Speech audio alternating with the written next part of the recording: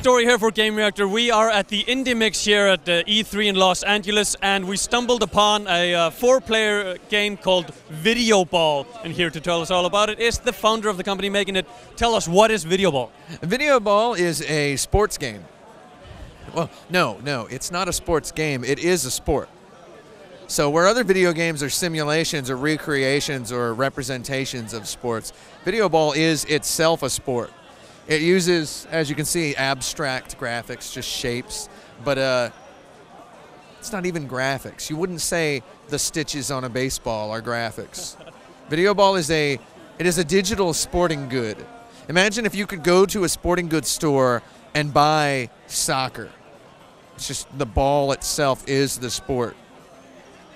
That's what Videoball is.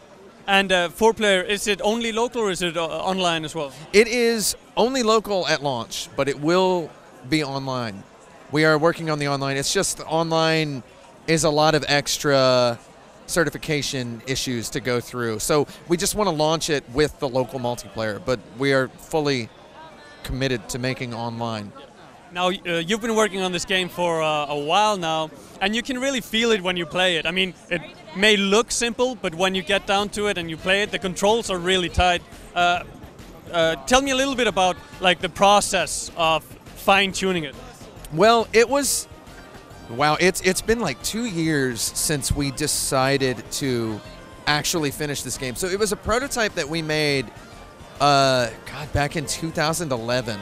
We had this idea, and we made a prototype in a couple of days, did a couple of builds, a couple of iterations, and then played it at a party at my house.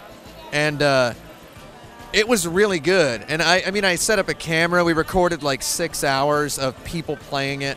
And I had that video footage. And then 2 years later, I was noticing a lot of these indie games like Towerfall and Samurai Gun and Sports Friends, Hokra, Pole Riders, like all these games. There's a lot of these local 4-player co-op games popping up recently. Yeah, I was noticing them getting really popular, and I was playing all of them and liking all of them, and I was just thinking, maybe we should finish that prototype that we made. It had like a terrible name. It was just terrible graphics. It was just this simple, ugly-looking game.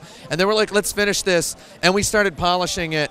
And we polished it just a tiny bit, and we changed some of the controls. It used to be asteroids controls, like you're rotating the ship left and right, and it looked more like a ship, and you're thrusting. It was 2 buttons before. And I thought, let's make it you just, like that was really fumbly and struggly, and everybody's flopping around and bouncing around. So I thought, let's make it easier to control, just to move the player by moving the analog stick.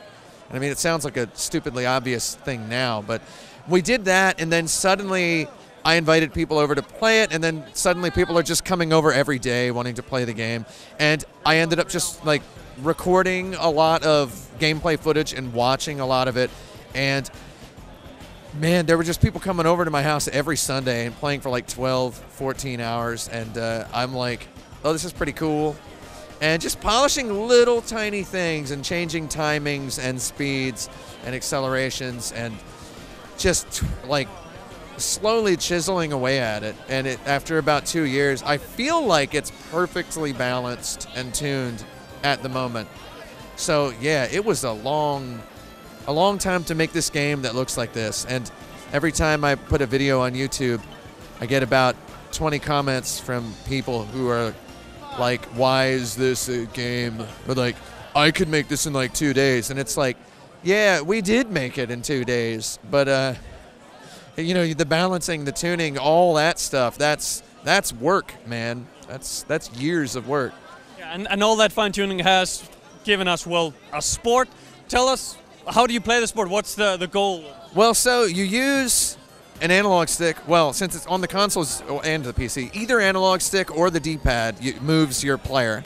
And then any button on the controller, triggers, shoulders, face buttons, those will shoot. So you're launching triangles. So you press the button to launch a triangle, hold the button to charge a bigger triangle, and you use the triangles. Only the triangles can displace the balls. So the triangles will push the ball. And since a triangle is a triangle and the ball is a circle, the triangle touching the circle, the impact point of the triangle on the circle matters into what direction it's going to get pushed. Yeah, so there are many reasons to push it in many different directions. So You're pushing the ball with the triangle, and you're trying to push it into your opponent's goal. And any two triangles that touch will eliminate each other. If a triangle touches a player, it will stun the player, tackle them, push them, and cancel their charge. The biggest triangle will slam the ball real hard and push it at a high speed, heat it up. And then any triangle to touch the ball when it's heated up will reverse it. So you end up with lots of long counter rallies, kind of. Yeah, it gets pretty hectic there with 4 players running around, everybody shooting at each other as well as the ball. It's a game with one button, but there's a lot packed into that one button. Part of the challenge of chiseling away at this game was finding exactly how much you can get away with one button, how much depth you can put in there, and we ended up. I'm pretty confident to say we got all of soccer, all of football, all of basketball, and just all of the things that I like about real-time strategy games, first-person shooters. It's all in there with one button that does 3 or 4 things, and yeah. That's quite the feat. And when can people expect to actually get their hands on the game, and on what platforms? We are really hoping it comes out in August. We are hoping to have it launched in August. We're taking it to EVO in Las Vegas in July, and then hopefully a few weeks after that, we will be launching it for PlayStation 4, Xbox One, and PC.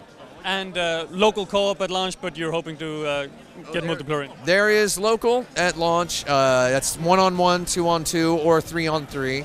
There's 35 different arenas, some really big ones, some really small ones.